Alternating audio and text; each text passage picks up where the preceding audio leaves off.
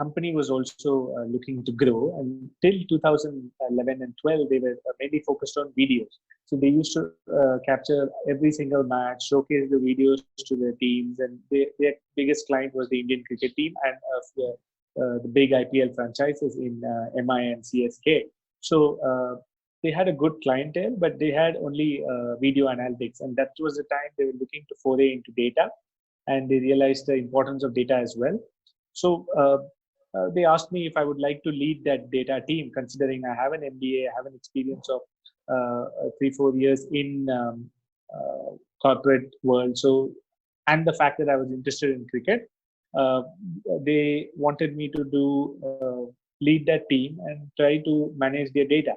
So little did I know that the data was not very structured, and there were a lot of challenges in analyzing them. And it was a great opportunity for both the company and for me. It was a mutually beneficial situation where I could come in and start using my knowledge and trying to see how we can manage their data and also interpret them. So nobody was there, and I did that. I did the reports for all the teams, and obviously, while you're working on the job, is the best way in which your knowledge can be showcased.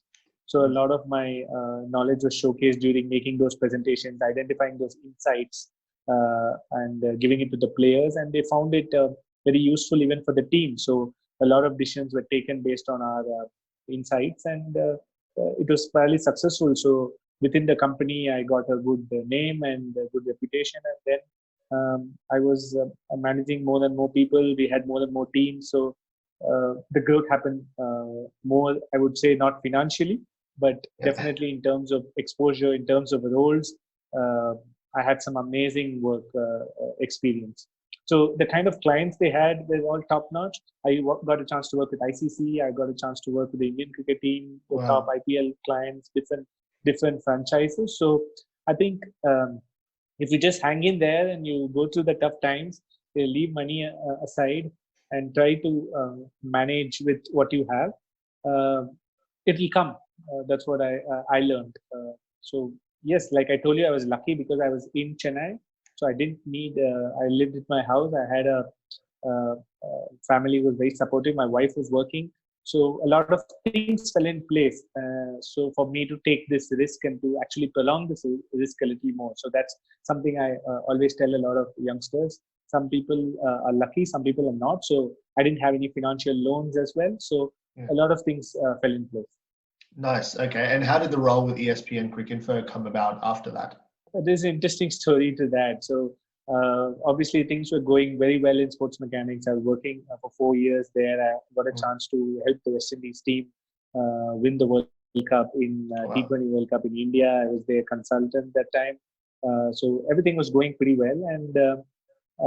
And I just thought, okay, I wanted to change because I've been working with teams for a long time, and not many people actually knew that I was doing a lot of work at the back end. The role of analyst is such that unless you're in the front end, you wouldn't get too much credit. People at the back end usually do the hard yards, but I felt that the job was not very, it was not giving me growth professionally in terms of people knowing the kind of work I've done. I was not getting enough exposure in terms of the sporting industry. So I thought, okay, let's see how it is to work with media, and I applied to ESPN for the umpteenth time, and they obviously said that we'll get back to you and we'll let you know if there is some opening. Because I never had like a journalism background as such, so I never wanted to be a writer or reporter, but I wanted to be more in the content space.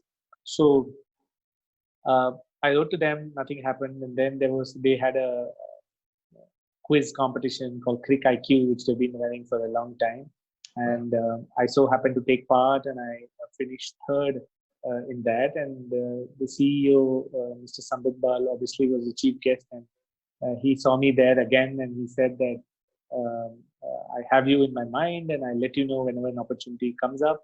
And then it just so happened that an opportunity came 2-3 months down the line, and he called me, and And my background was slightly niche to Cricinfo.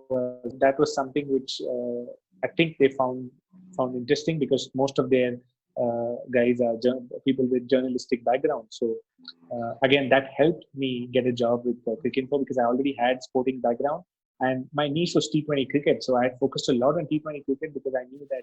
Hope you enjoyed this episode. If you'd like to check out more of our content, go to sporttechdaily.com or follow us on social media across Twitter, LinkedIn, Facebook, or Instagram.